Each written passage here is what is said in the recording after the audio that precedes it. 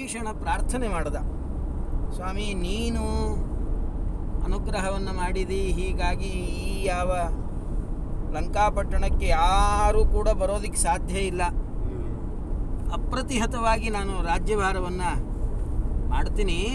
ಆದರೆ ನೀ ಏನು ಸೇತು ನಿರ್ಮಾಣವನ್ನು ಮಾಡಿಯಲ್ಲ, ಈ ಸೇತುವೆ ಮೂಲಕವಾಗಿ ಯಾರು ಬೇಕಾದರೂ ಕೂಡ ಲಂಕಾಪಟ್ಟಣಕ್ಕೆ ಬಂದು ನಮ್ಮ ಮೇಲೆ ಅತಿಕ್ರಮಣವನ್ನು ಮಾಡಬಹುದು. ಹೀಗಾಗಿ ಎಲ್ಲ ಜನರು ಬರೋದಕ್ಕೆ ಈ ಯಾವ ಒಂದು ಸೇತುವೆ ಏನಿದೆಯಲ್ಲ ಇದು ದಾರಿ ಆಗ್ತದೆ. ಹೀಗಾಗಿ ಯಾರೂ ಕೂಡ ಶತ್ರುಗಳು ನಮ್ಮ ಲಂಕಾಪಟ್ಟಣಕ್ಕೆ ಬರಬಾರ್ದು, ಹಾಗೊಂದು ವ್ಯವಸ್ಥೆ ಮಾಡು ಅಂತ ಪ್ರಾರ್ಥನೆ ಮಾಡಿದಾಗ ಭಗವಂತ ಏನು ಮಾಡ್ದ ಅಂದರೆ ಅರ್ಧ ಸೇತುವೆಯನ್ನು ಕಟ್ ಮಾಡಿಬಿಟ್ಟ.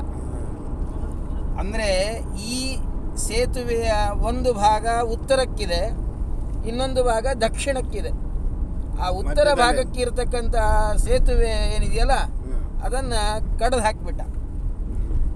ಕಡ್ದು ಹಾಕಿ ಯಾರೂ ಕೂಡ ಲಂಕಾಪಟ್ಟಣಕ್ಕೆ ಹೋಗಬಾರದು, ಹಾಗೆ ವ್ಯವಸ್ಥೆಯನ್ನು ಮಾಡಿದ. ಅದನ್ನೇ ಧನುಷ್ಕೋಟಿ ಅಂತ ಕರೀತಾರೆ. ತನ್ನ ಧನುಸ್ಸನ್ನು ತಿರುಮುರು ಮಾಡಿ ಈ ಯಾವ ಸೇತುವೆಯನ್ನು ಛೇದ ಮಾಡಿದ, ಕತ್ತರಿಸಿದ. ಅದಕ್ಕಾಗಿ ಇದನ್ನು ಧನುಷ್ಕೋಟಿ ಅಂತ ಕರೀತಾರೆ. ವಾದಿರಾಜರು ಬಹಳ ಸುಂದರವಾಗಿ 2 ಶ್ಲೋಕಗಳಿಂದ ಧನುಷ್ಕೋಟಿಯನ್ನು ವರ್ಣನೆ ಮಾಡ್ತಾರೆ.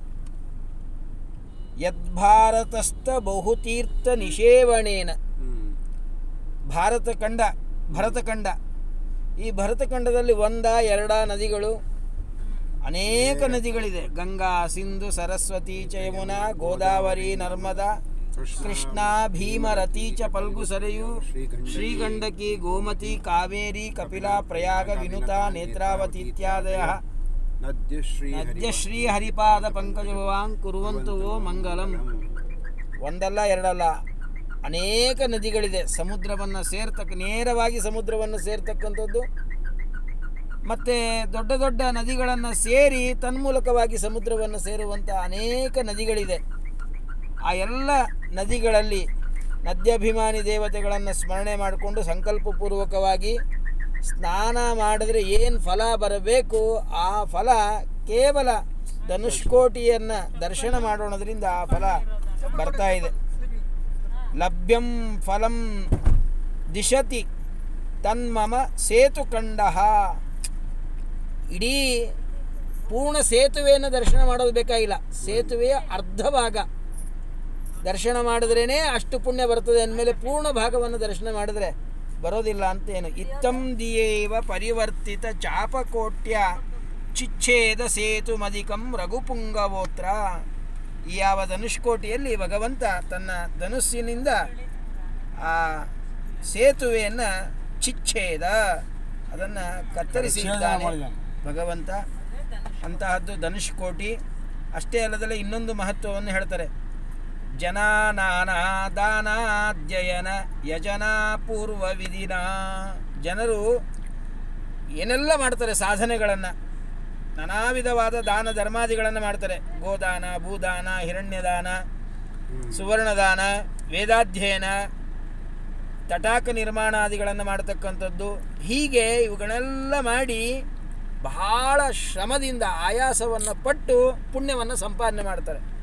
ಆದರೆ ಇಷ್ಟೆಲ್ಲ ಪುಣ್ಯ ಸಂಪಾದನೆ ಮಾಡಬೇಕಾದ್ರೆ ಇಷ್ಟೆಲ್ಲ ಶ್ರಮ ಪಡೋದು ಬೇಕಾಗೇ ಇಲ್ಲ.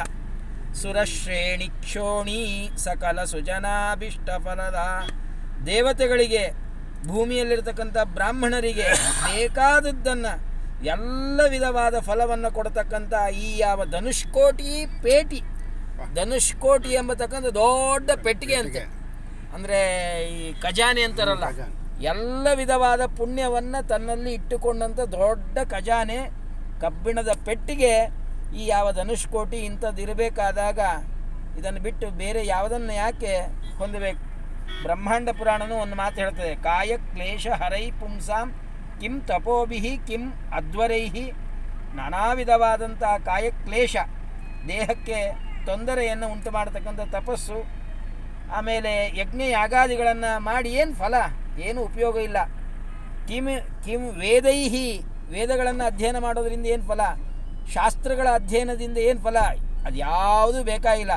ಧನುಷ್ಕೋಟಿ ಅವಲೋಕಿನಃ, ಕೇವಲ ಧನುಷ್ಕೋಟಿಯನ್ನು ದರ್ಶನ ರಾಮದೇವರ ಚಾಪದಿಂದ ನಿರ್ಮಾಣ ಮಾಡಿರತಕ್ಕಂತಹ ಈ ಯಾವ ಸೇತುವೆಯ ಅರ್ಧ ಭಾಗದ ದರ್ಶನವನ್ನು ಮಾಡೋದ್ರಿಂದಲೇ ಆ ಎಲ್ಲ ವಿಧವಾದ ಪುಣ್ಯ ಅನ್ನೋದು ಸಿಗ್ತಾ ಇದೆ. ಅದಕ್ಕಾಗಿ ಭಕ್ತಿಯಿಂದ ಆ ರಾಮ ಸೇತುವಿನ ಒಂದು ಭಾಗವನ್ನು ದರ್ಶನವನ್ನು ಮಾಡೋದೇನಿದೆಯಲ್ಲ, ಇದು ಬಹಳ ಪುಣ್ಯವನ್ನು ತಂದುಕೊಡ್ತಕ್ಕಂಥದ್ದು. ಅದನ್ನೇ ಧನುಷ್ಕೋಟಿ ಅಂತ ಹೇಳಿ ಕರಿತಾ ಇದ್ದಾರೆ. ಅದರ ದರ್ಶನವನ್ನು ಮಾಡಿ ಬರೋಣ.